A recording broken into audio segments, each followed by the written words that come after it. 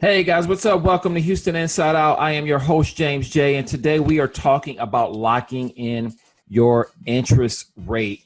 It's not as easy as it sounds.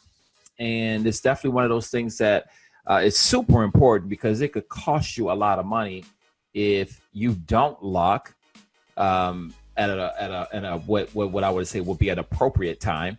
But definitely something to talk about because we're getting into the heat of buying and selling season in the real estate industry, and a lot of people are going to be looking at locking in interest rates. And so we're going to talk a little bit about locking in interest rates and why it's important, how lenders go about doing it, and answer any questions that you may have about it. So basically all that an interest rate lock is, it's just really an agreement between the borrower and the lender. So it's an agreement between the borrower and the lender that actually allows the borrower to lock in the interest rate on a mortgage over a specified time period, right? At that interest rate of today's market. Now, there's a little bit more to the story, but in essence, we're locking in the rate today. Typically, you're going to need to close within 30 days. There are ways to get that lock longer, but a lot of times you're going to have to pay the lender to lock it for a longer period of time. So offering an actual rate lock costs the lender money when that happens. So what happens is by committing funds to lend to you, the lender is unable to use them for anything else until your loan actually closes, right? So your lender is actually committing to you. This is the rate.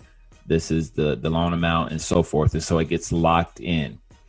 So in other words, basically that money that's money that isn't making money right at that moment. That's what happens. That money gets locked up. Lender can't use it to do anything else with.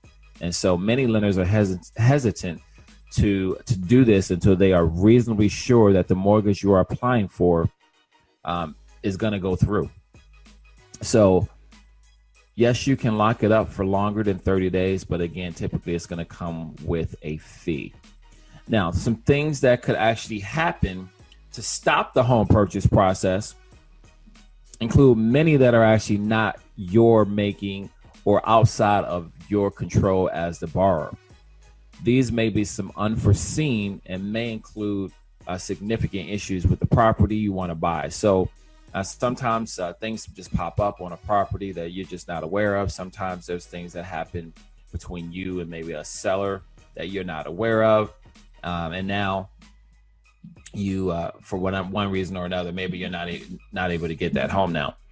So the question then becomes like, when should you lock in your mortgage rate? Well, the truth is this: nobody really knows, like including your lender, what the rates are going to do day to day. Nobody knows.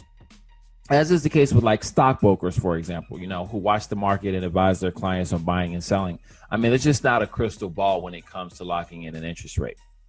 Not one at all.